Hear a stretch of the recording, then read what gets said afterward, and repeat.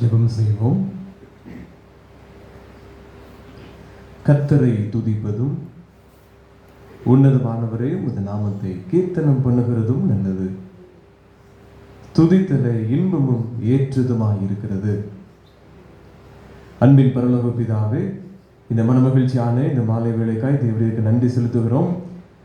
இந்த வாரத்தின் பணிகள் ஒவ்வொன்றையும் நாங்கள் நிறைவு செய்து இந்த ஆயத்த நாளிலே உடைய பாதத்தில் கூடி வருவதற்கு ஆண்டவர் கொடுத்த கிருபைக்காய் நன்றி செலுத்துகிறோம். இந்த ஆராதனையிலே பரிசுத்த ஆவியானவர் பிரசன்னராயிரும், நீர் மகிமைப்படும், எங்களோடு கூட பேசும். இயேசுவின் நாமத்தில் ஜெபிக்கும் நல்ல பிதாவே, ஆமென். ஆராதனை காரணமாக நாம் யாவரும் எழுந்திருந்து கீதங்களும் கீர்த்தனைகளும் 634வது பாடலை நாம் பாடுவோம். நான் பிரமித்து நின்று பேரன்பில். கீதங்களும் கீர்த்தனைகளும் 634வது பாடல். நான் பிரமித்து நின்று பேரன்பின் பிரவாகத்தை நோக்கி பார்த்தேன். என் உள்ளத்தில் மெய் சமாதானம் சம்பூரணமாயடைந்தேன். மாதுய உதிரத்தால் என் பாவம் நீங்க கண்டேன். ஏசையரின் ரட்சிப்பினால் நான் ஆறுதல் கண்டடைந்தேன். முன்னாளில் இவ்வாறுதல் காண ஓயாமல் பிரயாசப்பட்டேன். வீண் முயற்சி நீங்கின போதோ என் மீட்பரால் அருள் பெற்றேன். மாதுய உதிரத்தால் என் பாவம் நீங்க கண்டேன். ஏசையரின் ரட்சிப்பினால் நான் ஆறுதல் கண்டடைந்தேன். தம் கரத்தை என் மீது வைத்து நீ சொஸ்தமாவாயின்றனர். நான் அவரின் வஸ்திரம் தோட ஆரோக்கியம் அருளினான். மாதுய உதிரத்தால் என் பாவம் நீங்க கண்டேன். ஏசையரின் ரட்சிப்பினால் நான் ஆறுதல் கண்டடைந்தேன். என் நேரமும் பொன்னியனாக என் பக்கத்தில் விளங்குவார். தம்முகத்தின் அருள் பிரகாசம் என் பேரிலே வீச செய்வார். மாதுய உதிரத்தால் என் பாவம் நீங்க கண்டேன். ஏசையரின் ரட்சிப்பினால் நான் ஆறுதல் கண்டடைந்தேன். உங்கள் வஸ்திரங்களை அல்ல, உங்கள் இருதயங்களை கிழித்து உங்கள் தேவனாகிய கர்த்தரிடத்தில் திரும்புங்கள். அவர் இரக்கமும் மன உருக்கமும் நீடிய சாந்தமும் மிகுந்த கிருபையும் உள்ளவர். அவர் தீங்குக்கு மனஸ்தாபப்படுகிறவருமாய் இருக்கிறார். நமக்கு பாவம் இல்லை என்போம், ஆனால் நம்மை நாமே வஞ்சிக்கிறவர்களாக இருப்போம். சத்தியம் நமக்குள் இராது. நம்முடைய பாவங்களை நாம் அறிக்கையிட்டால் பாவங்களை நமக்கு மன்னித்து எல்லா அநியாயத்தை நீக்கி நம்மை சுத்திகரிப்பதற்கு கர்த்தர் உண்மையும் நீதியும் உள்ளவராயிருக்கிறார். பிரியமான சகோதர சகோதரிகளே, நம்முடைய பரமபிதாவாகிய சர்வ வல்லமையுள்ள தேவனுடைய அளவில்லாத தயவினாலும் இரக்கத்தினாலும் பாவ மன்னிப்பை பெறுவதற்காக நாம் செய்த பலவிதமான பாவங்களையும் அக்கிரமங்களையும் அவர் சந்நிதியில் மாயமாய் மறைத்துக் கொள்ளாமல் பணிவும் தாழ்மையும் துக்கமும் கீழ்ப்படிதலும் உள்ள இருதயத்தோட அறிக்கையிட வேத வசனம் பற்பல வாக்கியங்களில் நம்மை ஏவுகிறது.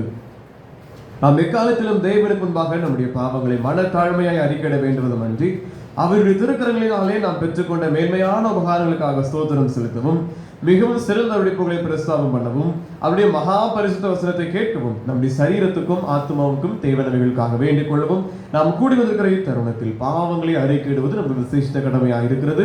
ஆகிய இங்கே இருக்க நீங்கள் யாவரும் சுத்த இருதயத்தோடும் தாழ்ந்த சத்தத்தோடும் பரம கிருபாசன தண்ணியில் என்னுடனே கூட சேர்ந்து நான் சொல்கிற பிரகாரம் சொல்ல உங்களை வேண்டிக் கொள்கிறேன். ஜெபம் பண்ண கடவோம்.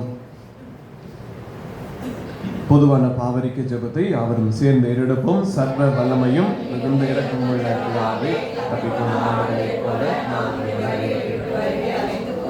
உங்கள் இருதயத்தின் யோசனைகளுக்கும் உங்களுக்கும் மிகவும்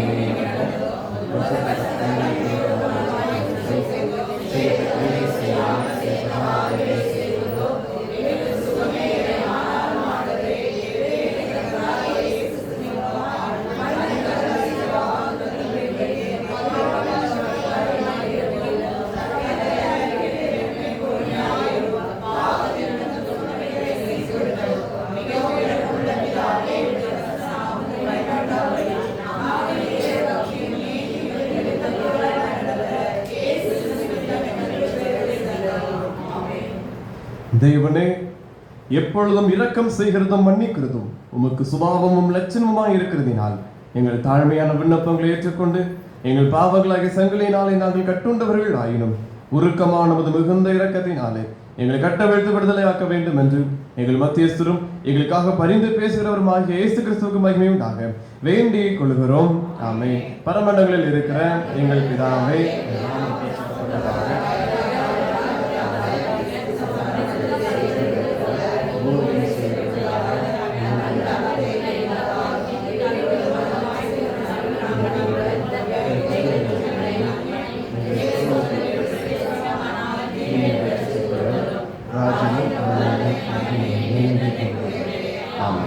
ஆண்டவரே எங்கள் உதடுகளை திறந்தருளும். தேவனே எங்களை ரட்சிக்க விரைவாய் வாரும். பிதாவுக்கும் குமாரனுக்கும் பரிசுத்த ஆவிக்கும் மகிமை உண்டாவதாக.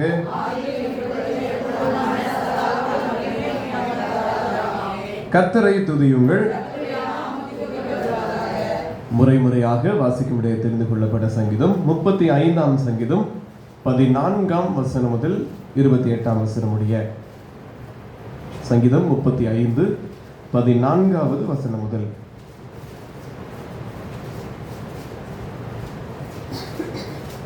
நான் அவனை என் சிநேகிதனாகவும் சகோதரனாகவும் பாவித்து நடந்து கொண்டேன். தாய்க்காக துக்கிக்கிறவனை போல் துக்க வஸ்திரம் தரித்து தலை கவிழ்ந்து நடந்தேன்.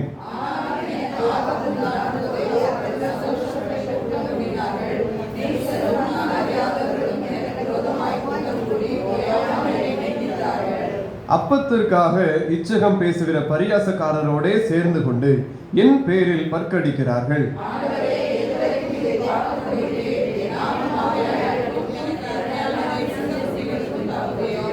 மகா சபையிலே உம்மை துதிப்பேன், திரளான ஜனங்களுக்குள்ளே உம்மை புகழுவேன்.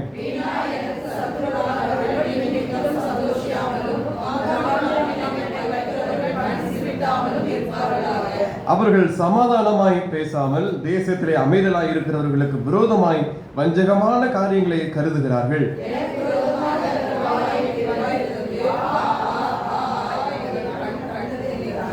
கர்த்தாவே, நீர் இதை கண்டீர், மௌனமாயிராதையும். ஆண்டவரே, எனக்கு தூரமாகாதேயும்.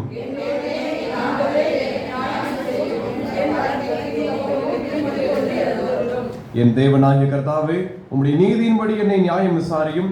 என்னை குறித்து அவர்களை மகிழ ஒட்டாதிரும்.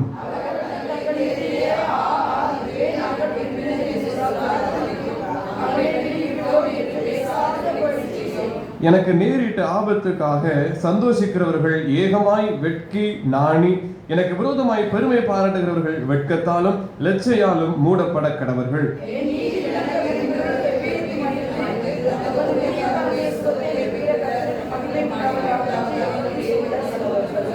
யாவரும் சேர்ந்து வாசிப்போம். என் நாவு உமது நீதியையும் நாள் முழுவதும் உமது துதியையும் சொல்லிக் கொண்டிருக்கும். பிதாவுக்கும் குமாரனுக்கும் பரிசுத்த ஆவிக்கும் மகிமை உண்டாவதாக.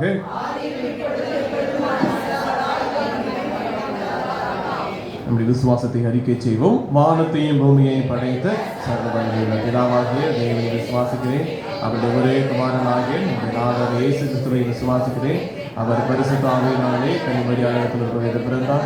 புதுவிழாத்தின் காலத்தில் பாடுபட்டு சிறிதில் அறையுண்டு மரித்து அடக்கம் பண்ணப்பட்டு பாதாளத்தில் இறங்கினார். 3ஆம் நாள் மரித்தோரிடத்தில் எழுந்தறினார். பரமண்டலத்திற்கு ஏறி சர்வ வல்லமையுள்ள பிதாவாகி தேவனை வலது வாசத்தில் வீற்றிருக்கிறார். அவரிடத்தில் உள்ளவர்கள்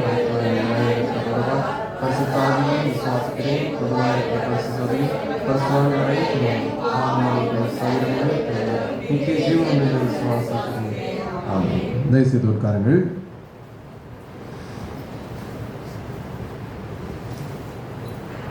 வாசிக்கும்படியாக தெரிந்து கொள்ளப்பட்ட வேத பகுதி மத்தேயு எழுதின நற்செய்தி நூல் 6வது அதிகாரம் 1ஆம் வசனம் முதல் 8ஆம் வசனம் வரை. மத்தேயு 6வது அதிகாரம் 1ஆம் வசனம் முதல். மனுஷர் காண வேண்டும் என்று அவர்களுக்கு முன்பாக உங்கள் தர்மத்தை செய்யாதபடிக்கு எச்சரிக்கையாயிருங்கள். செய்தால் பரலோகத்தில் இருக்கிற உங்கள் பிதாவினிடத்தில் உங்களுக்கு பலன் இல்லை. ஆகையால் நீ தர்மம் செய்யும் போது மனுஷரால் புகழப்படுவதற்கு மாயக்காரர் ஆலயங்களிலும் வீதிகளிலும் செய்வது போல உனக்கு முன்பாக தாரை ஊதுவியாதே. அவர்கள் தங்கள் பலனை அடைந்து தீர்ந்ததென்று மெய்யாகவே உங்களுக்கு சொல்கிறேன். நீயோ தர்மம் செய்யும் போது உன் தர்மம் அந்தரங்கமாய் இருப்பதற்கு உன் வலதுகை செய்கிறதை உன் இடதுகை அறியாதிருக்க கடவது. அப்பொழுது அந்தரங்கத்தில் பார்க்கிற உன் பிதா தாமே உனக்கு வெளியரங்கமாய் பலன் அளிப்பார். அன்றையும் நீ ஜெபம் பண்ணும் போது மாயக்காரரை போல் இருக்க வேண்டாம். மனுஷர் காணும்படியாக அவர்கள் ஜெப ஆலயங்களிலும் வீதிகளிலும் சந்திகளிலும் நின்று ஜெபம் பண்ண விரும்புகிறார்கள். அவர்கள் தங்கள் பலனை அடைந்து தீர்ந்ததென்று மெய்யாகவே உங்களுக்கு சொல்கிறேன். நீயோ ஜெபம் பண்ணும்போது உன் அறை வீட்டுக்குள் பிரவேசித்து உன் கதவை பூட்டி அந்தரங்கத்தில் இருக்கிற உன் பிதாவை நோக்கி ஜெபம் பண்ணு. அப்பொழுது அந்தரங்கத்தில் பார்க்கிற உன் பிதா வெளியரங்கமாய் உனக்கு பலன் அளிப்பார். அன்றையும் நீங்கள் ஜெபம் பண்ணும் போது அஞ்ஞானிகளைப் போல வீண் வார்த்தைகளை அளப்பாதேயுங்கள். அவர்கள் அதிக வசனிப்பினால் தங்கள் ஜெபம் கேட்கப்படும் என்று நினைக்கிறார்கள். அவர்களைப் போல நீங்கள் செய்யாதிருங்கள். உங்கள் பிதாவை நோக்கி நீங்கள் வேண்டிக் கொள்கிறதற்கு முன்னமே உங்களுக்கு இன்னது தேவை என்று அவர் அறிந்திருக்கிறார். வேத பகுதி வாசித்தாயிற்று. அறிவிப்பு: நாளை பரிசுத்த ஓய்வு நாள் ஆராதனை 9 மணிக்கு வழக்கம் போல் நமக்கு நடைபெறும். நீங்கள் ஆயத்தத்தோடு பங்கு பெறுங்கள். மற்றும் மாலை நேரத்திலே நமக்கு தெருஜப கொடுக்கை நடைபெறும். அதற்கு முன்பதாக ஞாயிறு பாடசாலை சிறுபிள்ளைகளுக்கான வேதாகம தேர்வு மாலை 4:30 மணிக்கு ஆலயத்தில் வைத்து நடைபெறும். ஞாயிறு பாடசாலை சிறுபிள்ளைகளுக்கான தேர்வு மாலை 4:30 மணி முதல் 5:30 மணி வரைக்கும் ஆலயத்தில் நடைபெறும். நீங்கள் உங்களுடைய பிள்ளைகளை உற்சாகப்படுத்தி இந்த வேத வசனங்களை கற்றுக்கொள்ள செய்யும்படி உங்களை அன்போடு கூட நினைவுபடுத்துகிறேன். இந்த நாளில் நாம் தியானத்திற்காக வேத பகுதியில் நாம் களையப்பட வேண்டிய கலைகளை குறித்து நாம் தொடர்ச்சியாய் தியானித்துக் கொண்டு வருகிறோம். இந்த நாளின் தியானத்திற்காக மாய்மாலம் என்று சொல்லப்படுகிற கலையை குறித்து நாம் பார்க்க போகிறோம். மாய்மாலம் என்று சொல்லப்படுகிற ஒரு கலை, ஹைப்போக்ரசி என்று சொல்வார்கள். இந்த மாய்மாலத்திற்கு சரியான நாம் பயன்படுத்துகிற ஒரு தமிழ் வார்த்தை என்ன என்றால் நடிப்பு. இந்த மாய்மாலத்திற்கு ஒரு சரியான வார்த்தை நடிப்பு. கிறிஸ்தவ வாழ்க்கையிலே இது அநேக முக்கிய பங்காகவும் சிலருடைய வாழ்க்கையில் இருக்கிறது. நடிப்பை தான் நாம் முன்னிறுத்துகிறோம். நம்முடைய உள் வாழ்க்கை வேறு விதமாய் இருக்கிறது. உள் வாழ்க்கை அசுத்தமாய் காணப்படுகிறது. உள்ளான மனிதன் பாவ கரைகளால் நிறைந்திருக்கிறான், துர்க்குணத்தில் நான் நிறைந்திருக்கிறான். ஆனால் வெளியே பார்க்கிற பொழுது ஒரு நல்ல தெய்வ பிள்ளைகளை போல நாம் காண்பித்துக் கொள்கிறோம், உத்தமமாய் இருக்கிறது போல நம்மை பாவித்துக் கொள்கிறோம். ஆனால் இந்த வேதவசனம் சொல்கிறது இவைகள் எல்லாவற்றையும் நாம் களைந்தெறிய வேண்டும் என்று. இந்த மாயக்காரரை போல நாம் இராதபடிக்கு, மாய்மாலம் செய்கிறவர்களை போல நாம் இராதபடிக்கு உத்தமமாய் வாழ நாம் எச்சரிப்பாய் இருக்க வேண்டும். ஆமோஸ் தீர்க்கதரிசியின் புத்தகம் 5வது அதிகாரம் 21ஆம் வசனத்தை நாம் வாசிப்போம். ஆமோஸ் 5:21.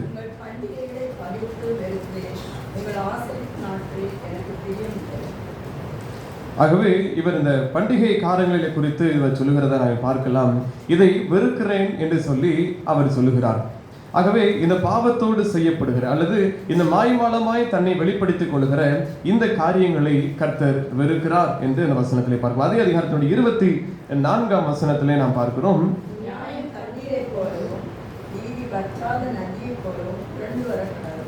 ஆகவே இந்த பண்டிகைகளை குறித்து அவர் பகைத்து நான் வெறுக்கிறேன் என்று சொல்கிறார். ஆகவே இந்த பிரியம் இல்லாதபடி நடிப்பாக உள்ளே ஆலயத்திற்குள் அநேக காரியங்களை கர்த்தருக்கு எந்த காரியம் பிரியம் என்றால் பண்டிகை ஆசரிப்பது பிரியம். ஆனால் நாம் எல்லா துர்க்குணங்களையும் செய்துவிட்டு இந்த பண்டிகைகளை ஆசரிப்பதை அவர் முற்றிலுமாய் அவர் வெறுக்கிறார். மாய்மாலமான ஒரு பண்டிகை, பிறர் பார்க்கும்படி நாம் மகிழ்ச்சியாக இருப்பது போல, பிறர் பார்க்கிறபடி நாம் கர்த்தரை மேன்மைப்படுத்துகிறது போல நாம் இந்த பண்டிகைகளை ஆசரிக்கிறதை அவர் வெறுக்கிறார். ஆகவே நாம் உள்ளுக்குள் அநேக காரியங்களை வைத்துவிட்டு கர்த்தருக்கு ஒருவேளை மகிமை குறைச்சலான காரியங்களை உண்டு பண்ணி அவர் நாம தூஷிக்கப்படும்படி நாம் நடந்து கொண்டு விட்டு அதற்கு பின்பதை பண்டிகையை ஆசரிப்போம். ஆனால் கர்த்தருடைய வார்த்தையை சொல்கிறது, உங்கள் பண்டிகைகளை பகைத்து வெறுக்கிறேன் என்று சொல்லி. ஆகவே ஏசாயா தீர்க்கதரிசன புத்தகத்திலே நாம் அதை இன்னும் விவரமாய் பார்க்கலாம். அவர் 1ஆம் அதிகாரத்திலே சொல்லுகிற பொழுது இந்த பண்டிகைகளை குறித்து எழுதுகிறார். 11ஆம் வசனத்திலே, உங்கள் பலிகளின் திரள் எனக்கு என்னத்துக்கு என்று கர்த்தர் சொல்லுகிறார். ஆட்டுக்கடாக்களின் தகன பலிகளும் கொளுத்த மிருகங்களின் நிணமும் எனக்கு அரோசிகமாய் இருக்கிறது. காளைகள் ஆட்டுக்குட்டிகள் கடாக்களுடைய இரத்தத்தின் மேல் எனக்கு பிரியமில்லை. நீங்கள் என் சந்நிதியில் வரும்போது என் பிரகாரங்களை இப்படி மிதிக்க வேண்டும் என்று உங்களிடத்தில் கேட்டது யார்? இனி வீண் காணிக்கைகளை கொண்டு வர வேண்டாம். தூபம் காட்டுறது எனக்கு அருவருப்பாய் இருக்கிறது. நீங்கள் அக்கிரமத்தோடே ஆசரிக்கிற மாத பிறப்பையும் ஓய்வு நாளையும் சபை கூட்டத்தையும் நான் இனி சகிக்க மாட்டேன் என்று கர்த்தருடைய வார்த்தை இங்கு தீர்க்கதரிசிக்கு சொல்லப்படுகிறது. ஆகவே அக்கிரமத்தோடு அல்லது இந்த மாய்மாலத்தோடு வாழ்ந்து கொண்டு இந்த கர்த்தருக்கு பலிகளை செலுத்துவதை அவர் முற்றிலுமாய் வெறுக்கிறார். நாம் கர்த்தருடைய சமூகத்திற்கு வருகிற பொழுது பரிசுத்த ஜனமாய் அவருடைய பிள்ளைகளாய் வர வேண்டும். இந்த உள்ள ஒரு புறமும் வாழ்கிற ஒரு ஈரமானமான இந்த வாழ்க்கையை அவர் வெறுக்கிறார். நம் உள்ளத்தில் எது இருக்கிறதோ அதையே நாம் வெளிக்காட்டுகிறவர்களாய் இருக்க வேண்டும். உலகத்திற்குள் ஒரு வாழ்க்கை, ஆலயத்திற்குள் ஒரு வாழ்க்கை, குடும்பத்திற்குள் ஒரு வாழ்க்கை அல்ல. மாயமாலம் எல்லாவற்றையும் கலைந்து ஒரு முகத்தோடு கூட நாம் வாழ வேண்டும். அதே அதிகாரத்துடைய 16ஆம் வசனத்திலே, உங்களை கழுவி சுத்திகரியுங்கள், உங்கள் கிரியைகளின் பொல்லாப்பை உங்கள் கண்களுக்கு மறைவாக அகற்றிவிட்டு தீமை செய்தலை விட்டு ஓயுங்கள். மாய்மாலமான வாழ்க்கையை வாழுகிறதை விட்டு நாம் ஓயும்படி வசனம் சொல்லுகிறது. இன்னும் அதுக்கு அடுத்த 18ஆம் வசனத்திலே, உங்கள் பாவங்கள் சிவேரென்றிருந்தாலும் உறைந்த மலையை போல் அது வெண்மையாகும், அவைகள் இரத்தாம்பர சிவப்பா இருந்தாலும் பஞ்சை போல் ஆகும். இயேசு நம்மை கழுவுகிற பொழுது இந்த கரைகள் எல்லாம் மாறும். இந்த பாவ கரைகள் களைகள் எல்லாம் முற்றிலுமாய் நம்மிடத்திலிருந்து அற்று போகப்படும். ஆகவே இந்த மாய்மாலமான வாழ்க்கை நமக்குள் நிச்சயமாய் காணப்படக்கூடாது. 3 மாணவர்கள் பள்ளிக்கு தாமதமாக போனார்கள். 3 பேர் பள்ளிக்கூடம் ஆரம்பித்ததற்கு பின்பதாக தாமதமாய் ஓடினார்கள். இந்த தலைமை ஆசிரியர் அவர்களை அழைத்தார். பிடி சார் அழைத்து விசாரித்தார். இவர்களுடைய ஒவ்வொரு காரியத்தை சொன்னதும் அங்கே தலைமை ஆசிரியரிடத்திற்கு வாருங்கள் என்று சொல்லி 3 பேரையும் அழைத்து போகிறார். தலைமை ஆசிரியருக்கு போகிறோம் என்று தெரிந்ததும் இந்த 3 பேரும் கண்கலங்கி அழுதார்கள். ஆகவே அங்கே போகிற பொழுது என்ன எதற்கு தாமதம் என்று தலைமை ஆசிரியர் விசாரித்தார். அவர்கள் சொன்னார்கள், நாங்கள் காரிலே வழக்கமாய் வருவோம், அது பஞ்சர் ஆகிவிட்டது, ஆகவேதான் வர முடியவில்லை என்று சொன்னதும் தலைமை ஆசிரியர் இவர்களை அனுப்புகிற பொழுது இவருக்கு ஒரு சந்தேகம் இருந்தது. இந்த பிடி சாரும் அவர்களை குறித்து சில காரியங்களையும் சொன்னார். ஆகவே ஒருவனை மாத்திரம் தனியாக அழைத்தார். நீ எதிலே வருகிறாய் என்று சொல்லி கேட்கிற பொழுது, நான் காரிலே வந்தேன் என்று சொல்லி அவன் சொன்னான். அது எங்கிருந்து போகிறது என்று கேட்டார். அவன் இவ்வளவு தூரத்திலிருந்து இந்த பகுதிக்கு போகிற காரிலே எங்களை விட்டு செல்வார்கள் என்று சொன்னான். அவனை அனுப்பிவிட்டார். மீண்டும் 2வது ஒருவனை, அந்த தாமதமாய் வந்த ஒருவனை கூப்பிட்டார். தனியே அவனிடத்தில் கேட்டார், நீ பஞ்சர் ஆனது என்று சொன்னியே, அந்த கார் எங்கிருந்து புறப்படுகிறது என்று சொன்னார். அவன் வேறு ஒரு பகுதியிலிருந்து வேறொரு பகுதியை சொன்னான். அதே போல கூட ஒரு கேள்வியும் கேட்டார், எந்த டயர் பஞ்சர் ஆனது என்று கேட்டார். அவன் சொன்னான், டிரைவர் பக்கத்தில் இருக்கிற அந்த முன் வீல் அது பஞ்சர் ஆனது என்று சொன்னால், சரி போ என்று சொல்லி அனுப்பிவிட்டார். 3வது ஒருவனை பிடித்தார். அவனையும் கேட்டார், நீ எதிலே வருகிறாய் என்றதும் அவன் காரில் வருகிறேன், இன்று பஞ்சர் ஆனதுனால் தான் நான் தாமதம் என்று சொன்னான். அப்படி எந்த டயர் பஞ்சர் ஆனது என்று கேட்கிற பொழுது அவன் நாங்கள் அமர்ந்திருக்கிற பின்பகுதியிலே இந்த லெப்ட் சைட் பகுதியில் இருக்கிற டயர் பஞ்சர் ஆனது என்று சொன்னான். ஆகவே 3 பேரும் ஒவ்வொரு காரியங்களை சொன்னார். ஒருவன் தவறாய் அந்த வருகிற இடத்தையே மாற்றுகிறான், ஒருவன் முன்பக்கத்தில் இடது பக்கத்தை சொல்லுகிறான், ஒருவன் வலதுபுறத்தை பின்பகுதியை சொல்லுகிறான். ஆகவே இப்படி மாறி சொன்னதும் 3 பேரையும் அழைத்தார் தலைமை ஆசிரியர். இப்படி மாயமாலமான வாழ்க்கையை நீங்கள் வாழக்கூடாது, எதற்காலே நீங்கள் தாமதமாய் வருகிறீர்கள் என்று உண்மையை சொல்ல வேண்டும். நான் அறிந்திருக்கிறேன், 3 பேரும் வெவ்வேறு பகுதியிலிருந்து வருகிற மாணவர்கள் என்று எனக்கு தெரியும். ஆனால் நீங்கள் ஒரே காரிலே வருவது அது பொய்யான காரியம் என்று முதலிலே நான் அறிவேன். ஆகவே நீங்கள் இப்படி நடக்கக்கூடாது என்று சொல்லி தண்டித்து அவர்களை கண்டித்து அனுப்பினார். ஆகவே நம்முடைய வாழ்க்கையின் கூட இப்படி சில மாய்மாலான காரியங்கள் காணப்படலாம். அவைகள் முற்றிலுமாய் அது எதிர்க்கப்பட வேண்டும். முற்றிலுமாய் இந்த கலை நம்ம இடத்திலிருந்து பிடுங்கப்பட வேண்டும். எந்த சூழ்நிலையிலும் நம் உள்ள இருக்கிற காரியத்தை மறைத்து வெளியரங்கமாய் வேறு காரியங்களை காட்டக்கூடாது. வசனம் அதுதான் சொல்கிறது, நீங்கள் எப்படி இருக்கிறீர்களோ அப்படியே காண்பிக்க வேண்டும் என்று. இன்னும் அதில் தெளிவாய் பார்க்கலாம். ஒருவேளை நம்ம இடத்துல திராணி ஒன்றும் இல்லாத இருக்க நான் அதிகமாய் செய்தேன் என்று சொல்லி நம்மை பெருமை பாராட்டிக் கொள்ள கூடாது என்று சொல்லி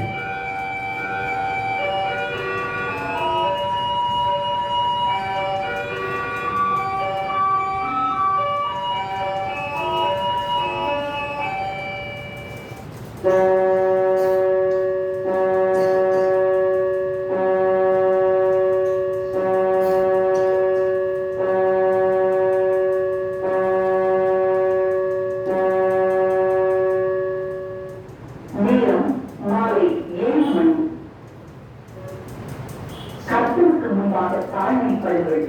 அப்பொழுது அவர் உங்களை உயர்த்துவார். யாக்கோபு 4:10. யோபு 8வது அதிகாரத்தின் 3வது வசனம். யோபு 8:3. தேவன் நியாயத்தை புரட்டுவாரோ, சர்வ வல்லவர் நீதியை புரட்டுவாரோ?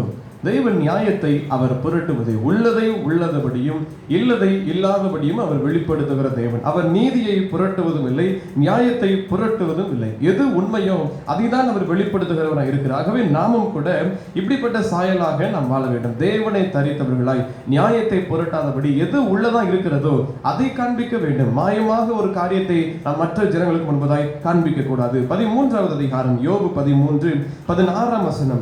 அவரே என் ரட்சிப்பு, மாயக்காரனோ அவர் சந்நிதியில் சேரான். ஆகவே இந்த கலைகள் இருக்குமானால் நாம் பிதாவினிடத்தில் சேர முடியாது. மாயக்காரனோ அவர் சந்நிதியில் சேரான். தேவ சமூகத்திற்கு அவன் போகவே முடியாது. மாயக்காரனுக்கு தேவ சமூகத்தில் தடை உண்டு என்று பார்க்கிறோம். ஆகவே இந்த மாயமாலமான வாழ்க்கையை நாம் வாழ்வோமானால் தேவ சமூகத்திற்கு நாம் செல்ல முடியாது. அவர் சமூகத்தில் கிடைக்கிற பாதுகாவலும் சுகமும் ஜீவனும் நன்மைகளும் நமக்கு கைகூடி வராது. ஆகவே இவைகளை நாம் கரையேற்று எரிய வேண்டும். 15வது அதிகாரம் யோபு 15:34.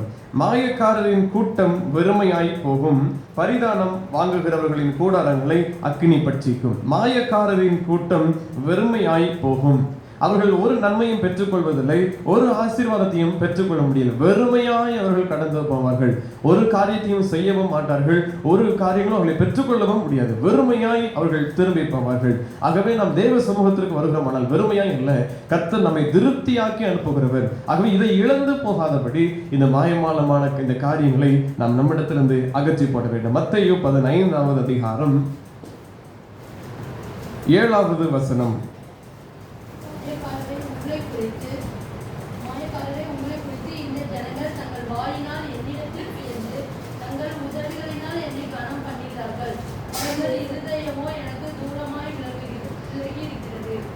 அடுத்த வருஷம் மனுஷருடைய கற்பனைகளை உபதேசங்களாக போதித்து வீணா எனக்கு ஆராதனை செய்கிறார்கள் என்று ஏசாயா தீர்க்கதரிசி நன்றாய் சொல்லியிருக்கிறார்.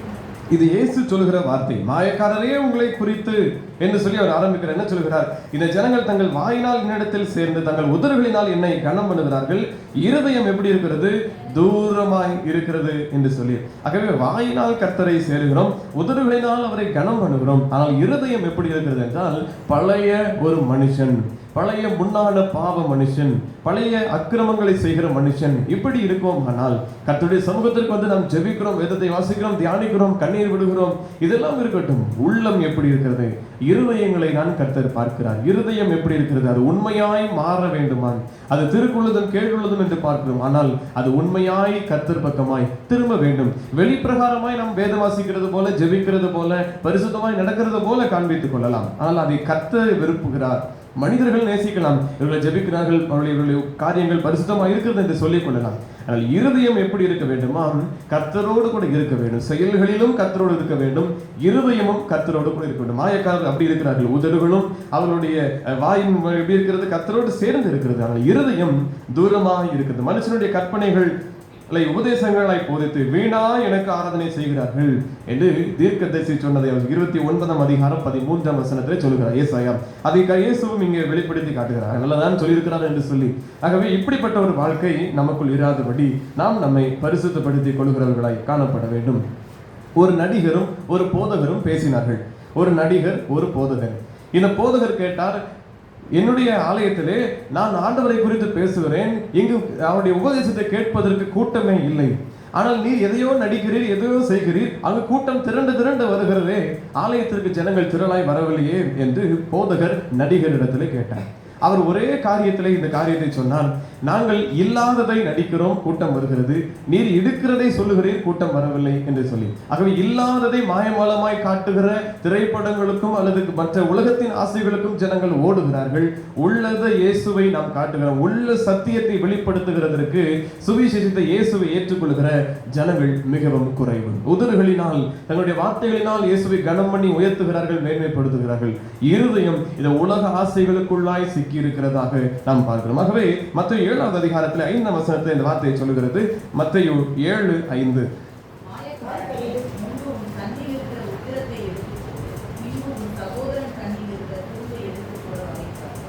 இப்படியும் சிலருடைய மாயக்காரருடைய வாழ்க்கை இருக்கிறது. தங்களுடைய வாழ்க்கையிலே அநேக கரைகளும் உத்திரங்களும் இருக்க, இப்படி நம்முடைய கண்களில் இருக்கிற உத்திரத்தை எடுத்து போடாதபடி மற்றவருடைய காரியங்களை குற்றப்படுத்தி மற்றவருடைய செயல்களுக்குள் தம்முடைய காரியங்களை இணைத்துக் கொள்ளுகிற ஒரு வாழ்க்கை. நம்முடைய வாழ்க்கைக்குள்ளே அநேக தவறுகள் இருக்கும், நம்முடைய குடும்பத்திற்குள்ளே பல பிரச்சனைகள் இருக்கும், நம்முடைய சமுதாய வாழ்க்கையில நாம் ஒருவேளை வேறு விதமாய் வாழ்ந்து கொண்டிருப்போம். ஆனால் சமுதாயத்திற்கு வருகிற பொழுது நீங்கள் அப்படி இருக்க வேண்டும், இப்படி இருக்க வேண்டும் என்று சொல்லி மற்றவர்களுக்கு ஆலோசனை கொடுத்து தான் பரிசுத்தவான் போல காட்டிக் கொள்கிற இந்த மாயமாலமான வாழ்க்கையை கர்த்தர் அவர் வெறுக்கிறார். சொல்லுகிறார், முன்பு உன் கண்ணில் இருக்கிற உத்திரத்தை எடுத்து போடு, நீ உன்னுடைய காரியங்களை சரிப்படுத்து, சீர்படுத்து, உன் மாயமாலத்தை எடுத்து போடு, உன் நடிப்பை எடுத்து போடு, நீ உண்மையாய் வாழு, அதுக்கு பின்பதாய் மற்றவனுக்கு நீ ஆலோசனை சொல்லு, மற்றவனுக்கு நீ வழிநடத்துதலை கொடு, அவன் நடக்க வேண்டிய வழிகளை நீ காண்பித்து கொடு என்று அவர் சொல்கிறார். 23 மத்தேயு 23 அதிகாரத்திலே 6 முறை இந்த மாயக்காரருக்கு வருகிற அந்த சாபத்தை குறித்து கர்த்தர் பேசுகிறார். இந்த மாயமாலமான வாழ்க்கையை குறித்து பேசுகிற பொழுது அங்கே 23 அதிகாரம் 13வது வசனம், உங்களுக்கு ஐயோ, மனுஷர் பிரவேசிக்காதபடி பரலோக ராஜ்யத்தை பூட்டி போடுகிறீர்கள், நீங்கள் அதில் பிரவேசிக்கவும் இல்லை, பிரவேசிக்க போகிறவர்களை பிரவேசிக்க விடுகிறதும் இல்லை. மாயக்காரரே உங்களுக்கு ஐயோ என்று சொல்லி நீங்களும் பரலோகத்திற்கு பிரவேசிக்கிறதில்லை, மற்றவர்களையும் பிரவேசிக்க விடுகிறதில்லை. மாயக்காரரை குறித்து அதே அதிகாரத்தை அடுத்த வசனம், மாயக்காரரே, வேத பாரகரே, பரிசேயரே உங்களுக்கு ஐயோ, பார்வைக்கு நீண்ட ஜெபம் பண்ணி விதவைகளின் வீடுகளை பட்சித்து போடுகிறீர்கள், இது நிமித்தம் அதிக ஆக்கினை அடைவீர்கள். 6ஆம் அதிகாரத்தில் அதுதான் வேத பாடமாய் நாம் வாசிக்க கேட்டோம். பார்வைக்கு நீண்ட ஜெபம், அல்லது பார்வைக்கு எல்லாரும் பார்க்கிற அது சந்தைகளிலும் தெருக்களில் வந்து ஜெபம் பண்ணுகிறது போல காண்பித்துக் கொள்கிறது. ஆனால் அவருடைய உள் வாழ்க்கை எப்படி இருக்கிறது? வசனம் சொல்கிறது, விதவைகளுடைய வீடுகளை பட்சித்து போடுகிறீர்களே, உங்கள் இது நிமித்தம் நீங்கள் அது ஆக்கினை தீர்ப்பை, அதிக ஆக்கினை தீர்ப்பை நீங்கள் அடைவீர்கள், உங்களுக்கு சாபம் என்று சொல்லி கர்த்தர் சொல்லுகிறார். ஆகவே மாயமாலமான வாழ்க்கையை நாம் வாழக்கூடாது. ஜெபத்தினுடைய 2 காரியங்களை நாம் இதிலே பார்த்திருக்கிறோம். வேத பகுதியில் 6ஆம் அதிகாரத்திலே முதல் 8 வசனங்களிலே அதை இன்னும் தெளிவாய் பார்த்தோம் நாம். ஆகவே ஜெபிக்கிற பொழுது அதிக வார்த்தையினாலே எல்லாரும் பார்க்க வேண்டும் என்கிறது போல நாம் பேசுவோமானாலும் இந்த மாயக்காரராய் நாம் மாறிவிடுவோம். ஒருவேளை எல்லாரும் பார்க்கத்தக்க நாம் ஜெபிப்போமானாலும் இந்த மாயமானமான வாழ்க்கையும் இது மாறிவிடும். அன்னால் தேவ சமூகத்தில் ஜெபிக்கிற பொழுது அதிக சத்தம் போட்டு அவள் ஜெபிக்கவில்லை, அவளுடைய உதடு மாத்திரம் தான் அசைது இருதயத்தை ஊற்றினாள். இருதயம் தான் ஜெபத்தில் கர்த்தரோடு சேர வேண்டுமே ஒழிய நம்முடைய காரியங்கள் உலகத்திற்கு பிரகாரமாய் மாறிவிடக்கூடாது. இந்த உதடுகள் மாத்திரம் அசைகிற பொழுது ஏலி நினைக்கிறார் அவள் குடி வெறித்து இருக்கிறாள் என்று சொல்லி, அந்த அளவுக்கு அவள் சத்தம் போடவில்லை, உதடுகள் அசைந்தது, இருதயத்தை ஊற்றினாள். ஆகவே இப்படிப்பட்ட காரியங்கள் நமக்குள் இருக்க கூடாது. அதே காலத்தில் 23ஆம் வசனத்திலே மீண்டும் மாயக்காரரே, வேத பாரகரே, பரிசேயரே உங்களுக்கு ஐயோ, நீங்கள் ஒற்றலாயிலும் வெந்தயத்திலும் சீரத்திலும் தசமபாகத்தை செலுத்தி நியாய பிரமாணத்தில் கற்பித்திருக்கிற விசேஷித்தவைகளாகி நீதியையும் இரக்கத்தையும் விசுவாசத்தையும் விட்டுவிட்டீர்கள், இவைகளை செய்ய வேண்டும், அவைகளை விடாதிருக்க வேண்டுமே என்று சொல்லி அவர் பேசுகிறார். ஆகவே தங்கள் இந்த உலகத்தின் காரியங்களுக்குள் போக்கிற்குள் ஒரு விதமாய் நடந்து காண்பித்துக் கொண்டாலும் அவர்கள் உண்மையாய் செலுத்த வேண்டிய அந்த காரியங்களை செலுத்தவில்லை, மாயமாலமாய் வாழ்கிறார்கள் என்பதை குறித்து நாம் அந்த வேத வசனத்திலே நாம் அங்கே பார்க்கிறோம். அடுத்த 25ஆம் வசனத்திலே மீண்டும் சொல்கிறார், மாயக்காரரே உங்களுக்கு ஐயோ, போஜன பான பாத்திரங்களில் வெளிப்புறத்தை சுத்தமாக்குகிறீர்கள்,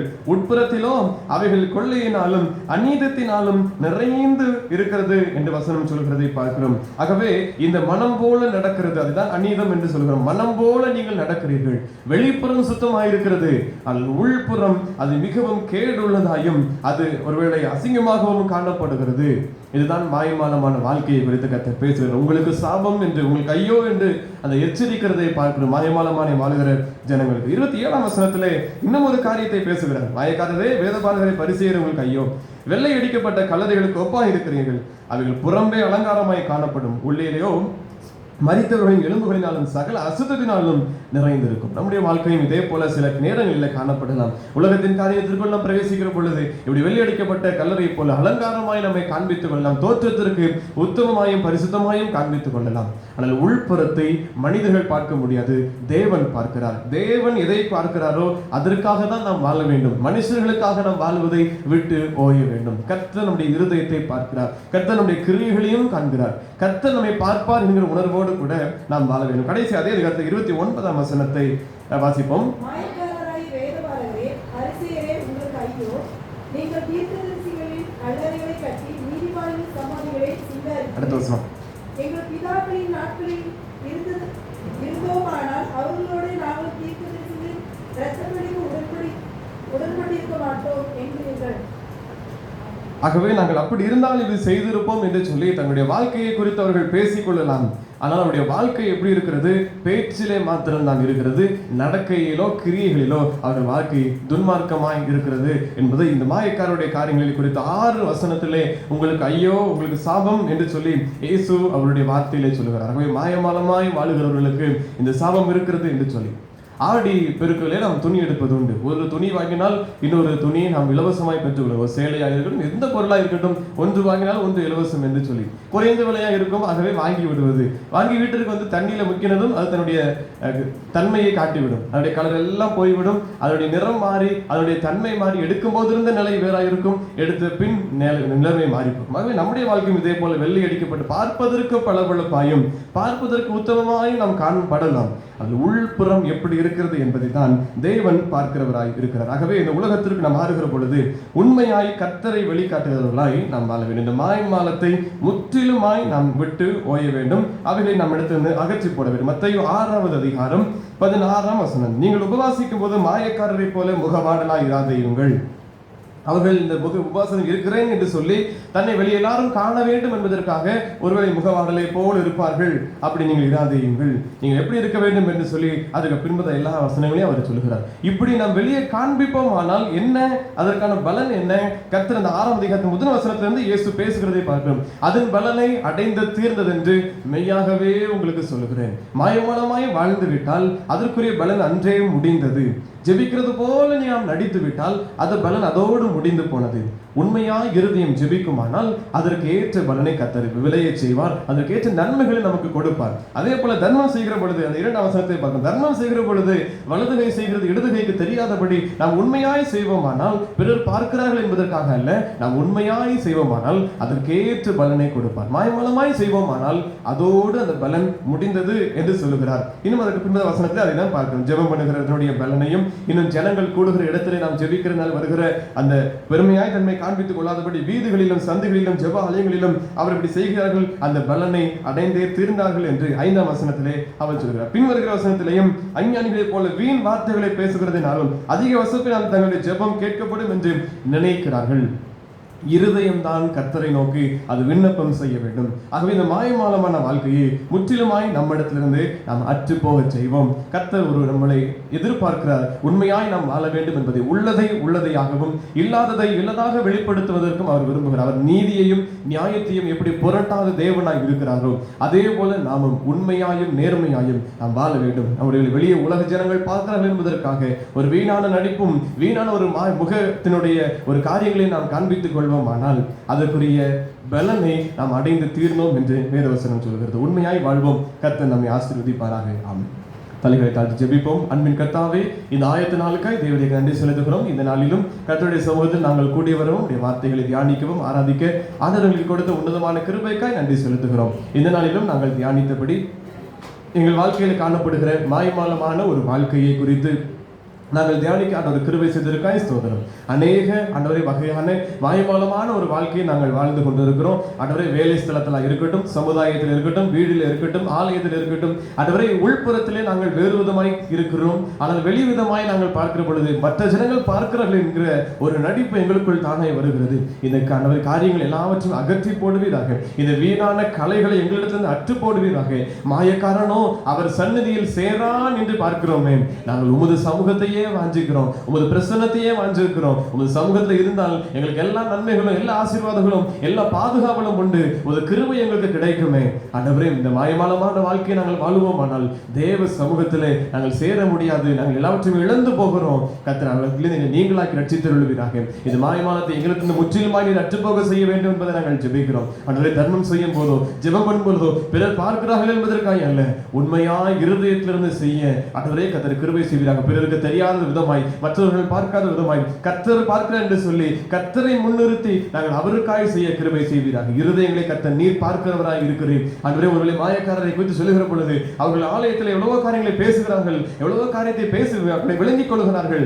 ஆனால் உள்புறத்தில் பார்க்கிற பொழுது எத்தனையோ விதவைகளுடைய காரியங்களை அவர்கள் வஞ்சிக்கிறார்கள், எத்தனையோ தவறுகளை செய்கிறார்கள். தசம பாகத்திலும் இன்னும் கர்த்தரை சார்ந்த காரியத்திலும் எவ்வளவோ அக்கிரமங்களை செய்கிறார்கள். உங்களுக்கு சாபம் என்று சொல்லி மாயக்காரரை எச்சரிக்கிறதை நாங்கள் பார்க்கிறோமே. அவ்வளவுமாய் எங்களுடைய வாழ்க்கையில் நாங்கள் இராதபடி இருக்க கர்த்தர் எங்களை பரிசுத்தப்படுத்துவீராக. இந்த மாயமாலம் எங்களுக்குள் இருக்குமானால் ஆண்டவரே, இதை நீ கழுவி சுத்திகரிப்பீராக. எங்கள் பாவங்கள் சிவேறிருந்தாலும் உறைந்த மலையை போல் வெண்மையாகும் என்று சொன்னீரே. ஆண்டவரே, எங்களை பரிசுத்தப்படுத்துவீராக. கழுவி பரிசுத்தப்படுத்துங்க. இந்த மாயமாலம் எல்லாவற்றையும் எங்களிடத்திலிருந்து அற்று போக செய்வீராக. உண்மையே நாங்கள் பின்பற்றும், உண்மையே சேவிக்கும், பரிசுத்தமாய் நாங்கள் வாழவும் கர்த்தர் எங்கள் ஒவ்வொருவருக்கும் கிருபை செய்வீராக. உள்ளதை உள்ளதாய் நாங்கள் வாழ்ந்து காட்ட எங்களை நாங்கள் உண்மையாய் காண்பிக்க கிருபை செய்யுங்க. பிறர் பார்க்கிறார் என்பதற்காக நடித்து வாழுகிற ஒரு வாழ்க்கை அல்ல, உண்மையாயும் நேர்மையாய் வாழ கர்த்தரை நாங்கள் எப்போதும் வெளிக்காட்டுகிற ஒரு சாட்சி உள்ள வாழ்க்கை வாழ ஆண்டவர் கிருபை செய்வீராக. உன்னதமான தேவனுடைய கரங்களை எங்களை ஒருவரையும் ஒப்பு கொடுத்து ஜெபிக்கிறோம். நாளை தின ஆராதனையிலும் பரிசுத்த ஆவியானவர் பிரசன்னராக இருப்பீராக. ஜனங்கள் ஏற்ற நேரத்தில் கூடி வரும் கர்த்தரை தொழுது கொள்ள சேவிக்க ஆண்டவர் கிருபை தாரும், இருதயத்திற்கேற்ற மன்னாவை தாரும். உமது கிருபை எப்போது பிரசனம் எப்போதும் தங்கி இருக்கட்டும். ஜனங்களை கர்த்தர் ஆயத்தப்படுத்தி கொண்டு வருவீராக. உமக்கே மகிமை உண்டாக்கட்டும். எங்களை தாழ்த்தி தருகிறோம். இயேசு கிறிஸ்துவின் நாமத்தில் ஜெபிக்கிறோம் நல்ல பிதாவே, ஆமென். நம்முடைய கர்த்தராகிய இயேசு கிறிஸ்துவின் கிருபையும் பிதாவாகிய தேவனுடைய அன்பும் பரிசுத்த ஆவியானவருடைய ஐக்கியமும் நம் அனைவரோடும் கூட எப்போதைக்கும் இருப்பதாக, ஆமென். இந்த அருள் காலத்தில் கர்த்தரேவும் பாதத்தில் பணிவோம் முழந்தாளில் தீர்ப்பு நாள் வரும் முன்னே எங்கள் பாவம் உணர்ந்தே கண்ணீர் சிந்த ஏவுமே மோட்ச வாசல் இயேசுவே பூட்டு முன் எம் பேரிலே தூய ஆவி ஊற்றுமே உந்தன் இரத்த வேவையால் செய்த மாமந்தாட்டினான் சாகசம் மதித்ததால் சீயோன் நகர்காய் கண்ணீர் வீட்டதாலும் தேவரீ எங்கள் மேலிறங்குவீர். நாங்கள் உம்மை காணவே அருள் காலம் போமுன்னே தஞ்சம் ஈயும் இயேசுவே, ஆமென். கர்த்தர் உங்களோடு இருப்பாராக.